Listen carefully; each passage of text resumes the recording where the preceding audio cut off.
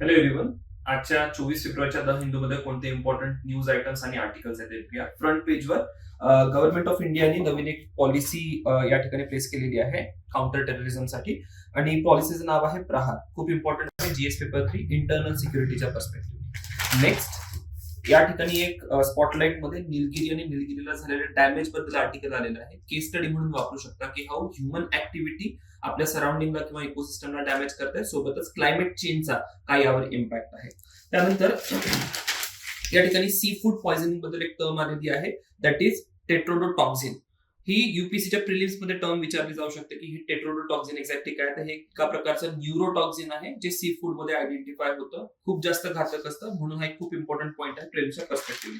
Further editorials आहे. Editorial मध्ये सगळ्यात महत्वाचं editorial that is green ammonia. आतापर्यंत आपण डिस्कशन ऐकली होते that is on green hydrogen, पण इथे ही ग्रीन अमोनिया टर्म आलेली आहे न्यूज मध्ये. यावर प्रिलिम्स मध्ये क्वेश्चन विचारला जाऊ शकतो. ऍट द सेम टाइम कुठेतरी मेन्स मध्ये तुम्ही हा एक पर्टिक्युलर कंटेंट वापरू शकता.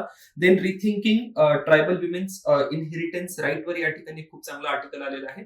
जीएस पेपर 1 मध्ये सोसायटी सेक्शन मध्ये पर्टिक्युलरली हे कंटेंट जो आहे तो तुमच्यासाठी महत्वाचा असेल. टेक्स्ट अँड कंटेक्स्ट मध्ये खूप सुंदर आर्टिकल आलेलं आहे इंडिपेंडन्स ऑफ इलेक्शन कमिशनवर. हे आर्टिकल जे आहे ते पूर्ण वाचा आणि इंडिपेंडन्स ऑफ इलेक्शन कमिशन संदर्भात तुमच्या ज्या काही नोट्स असतील त्या सर्वच्या सर्व नोट्स तुम्ही एकदा अपडेट करा.